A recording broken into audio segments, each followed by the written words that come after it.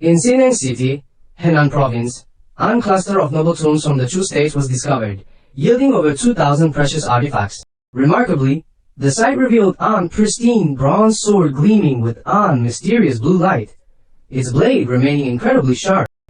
It looks as if it were forged yesterday, making us wonder, Dapluhato was the owner, and what other secrets lie within this ancient chamber? In late September, construction at a new brick kiln factory in Xinyang led to the accidental uncovering of a massive pit.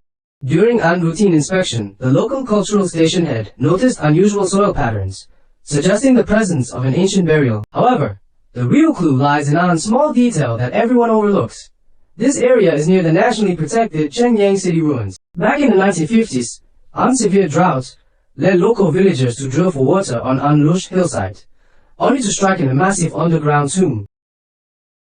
They suspected the dense vegetation indicated an water source, but their drills hit the wooden structure on high-level noble burial. Archaeological teams later confirmed this was on high, ranking Chu State tomb from the Warring States period, now known as Tomb Number 1. Shortly after, another significant burial, Tomb Number 2, was located nearby, adding even more weight to this archaeological site. These two tombs yielded over 1,300 artifacts, including an complete ancient stationery set that reveals how bamboo slips were written on. This discovery provided an rare look into the entire process of writing and administrative work during the Warring States era. Tomb 1 also held 13 chime bells, so perfectly tuned that they deviate from modern international standards by only 2%. In Mutnyin Chin Tram Bai Muay, when China launched its first satellite, the iconic melody played in space was actually performed using these very bells. Hearing that history, the team wondered if the newly discovered kiln site also housed an tomb of such grand proportions. Upon finding blue-gray clay in the deep pit, experts confirmed the site's importance and began mapping the scale of the structure. Even without precise tools, it was immediately clear that the length and width of this tomb exceeded 10 meters in diameter. Based on basic archaeological principles, any tomb of this size and layout likely belongs to someone of the highest ministerial rank.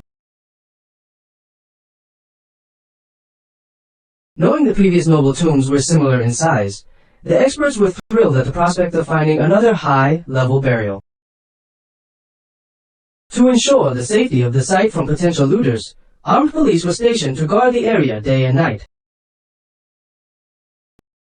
The team noted a thick layer of fine blue clay, a signature of true nobility, used for its excellent sealing and preservation properties. But their excitement turned to dread when they discovered two circular robbery holes, forcing an immediate emergency rescue excavation. Designated as Tomb Number 7, the team finally reached the outer coffin chamber, only to find precisely placed entry points from looters. One hole was cut into the rear with ang saw, while ang larger square hole targeted the front of the main coffin chamber. If the thieves had successfully raided both points, the entire inventory of the tomb would have likely been lost forever. The layout of the structure is almost identical to the previously discovered tombs 1 and 2, which is a significant clue. It appears the looters had carefully studied the published archaeological reports of the earlier tombs to plan their precise entry points.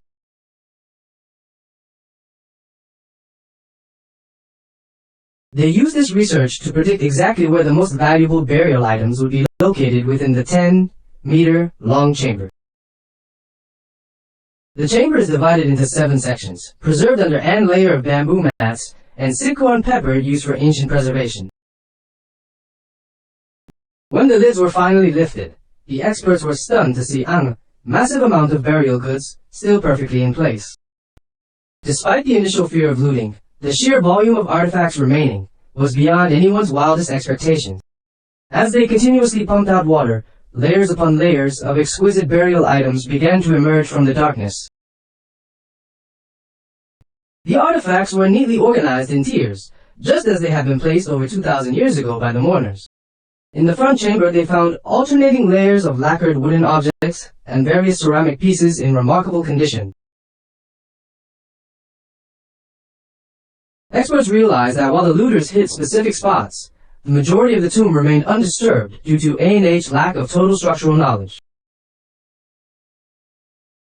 This oversight by the thieves turned out to be a massive win for history, leaving most of the artifacts for the archaeological team. Unfortunately, the main coffin area was indeed cleared of its jade and precious stones, leaving only small, broken fragments behind. Starting the systematic cleanup in the front chamber, the team found that the thieves had oddly ignored the stunning lacquered wood items. These pieces still retained vibrant colors, and upon closer inspection, the experts found ancient script carved directly into the wood. While these items are top-tier art to us, looters likely saw no street value in them compared to gold or bronze. The inscriptions were written in the unique bird, seal script of the Chu State, specifically featuring the character for G. Historical records mention a noble title known as the Lord of G within the Chu State, matching the location of this find. This allowed the team to conclude, with reasonable certainty, that the occupant of Tomb 7 was indeed the Lord of G. In the northern side chamber, they discovered a collection of musical instruments, including a massive drum bass, shaped like a tiger. This tiger, thrown phoenix drum, features two giant phoenixes perched atop carved tigers, holding a circular drum between them. Moving to the southern chamber, they found walls painted to mimic Gaindu, housing the most precious items of the entire burial. The team was awestruck by wooden figurines with elegant silhouettes and lifelike facial features, showcasing the romantic art style of the Chu people. Amidst the excitement, a heavy, flat bronze vessel was extracted and carefully opened right there at the excavation site. As the lid came off, the experts were greeted not by corroded metal, but by a gleaming treasure chest of bronze. Inside this single container was an entire set of bronze plates, stacked so perfectly they hadn't seen the light of day in centuries.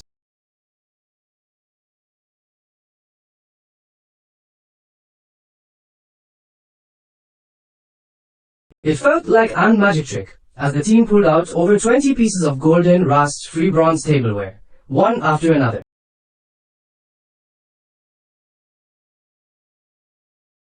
This bronze set contained 28 separate plates, and further digging revealed another set of 40 pieces for serving wine.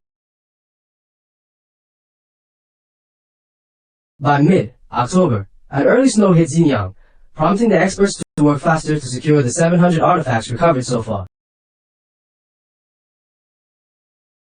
The ingenious nesting design of the bronze tableware represents the pinnacle of Chu State manufacturing and ancient engineering. These plates fit together so precisely that spectators joked they would look like modern fakes if they hadn't seen them come from the dirt. The 10 apple-shaped plates and 8 other dishes fit with such tight tolerances that the craftsmanship is simply unprecedented.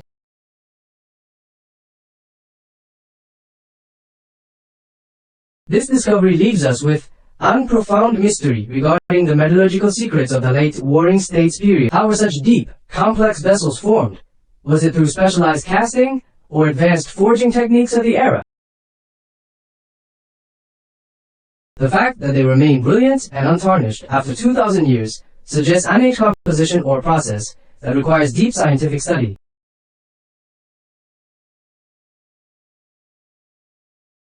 Historically, in Henan Province BC, after the Qin army captured the Chu capital, the court was forced to flee and relocate to this very region. It was here that the famous idiom, mending the pen after the sheep are lost, originated as advice for the king to recover his lands.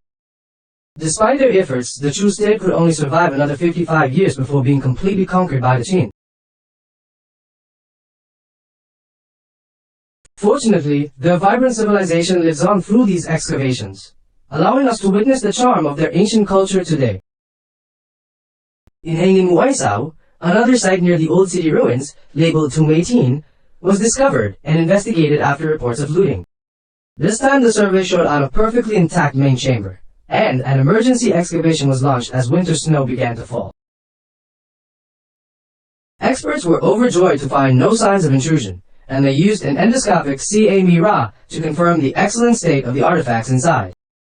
This burial proved to be the best preserved site in the entire Xinyang area, offering a rare look at an untouched royal level layout. The goal was not just to recover treasure, but to document every detail of how such a massive tomb was originally constructed.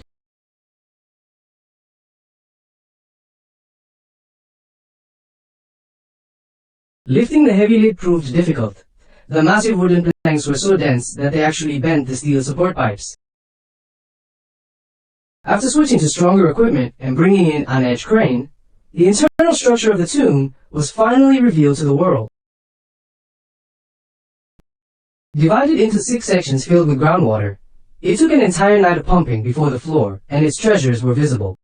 In the rear chamber, the team began recovering ceramic ritual vessels, suggesting the tomb belonged to an high-ranking male official. An wooden beast with an long tongue was also found, placed there as an guardian to ward off evil spirits from the deceased. Bishako Panelamas. The discovery of an bronze dagger acts confirmed the tomb dates precisely to the mid-Warring States period, likely belonging to an general. As the sun set on the first day, the team finished extracting a set of ancient wooden musical instruments from the sill. They also found the skeletal remains of an ancient parasol and 5 ceramic tripods used specifically for funeral rites. One tripod contained calf bones, an delicacy, and an status symbol that, mixed with groundwater, looked like an millennium-old soup. This ancient bone broth was carefully preserved for lab analysis, along with exquisite lacquered items featuring vivid phoenix patterns. With the side chambers cleared, attention turned to the main inner coffin, protected by an dark outer wooden shell. Wrapped in rare silk remains, the inner coffin was so delicate that the team decided to move the entire unit to ANH-controlled laboratory. To safely lift it from the cramped space, they used water to float the heavy coffin before hoisting it onto ANH transport truck. After centuries in the dark, the main coffin arrived at the lab, where experts prepared a rigorous plan for its official opening. On December Bamuoy, Hangin Muisaw, the lid was slowly pried open with wooden wedges, finally revealing the tomb's occupant to the modern world. To prevent the fragile remains from decaying upon contact with air, the experts immediately applied protective layers of plastic wrap. Through the film, ang bronze sword was spotted lying beside the owner, its scabbard still remarkably intact despite the ages. Personal items like an size 40, one shoe pad were recovered before the team focused on the highlight of the find, the weapon. After carefully cleaning the ancient oxidation from the hilt, the moment everyone had been waiting for finally arrived. As the blade was slowly unsheathed, it glinted for the first time in 2,000 years, capturing the breath of everyone in the room. The sword features distinct blue traces from its original quenching process, proving it was on brand, new weapon at the time of burial. This sharp, shimmering blade confirms our hero was an formidable Chu general. Don't forget to like, subscribe to the TV channel and turn on the notification bell so you won't miss any new videos.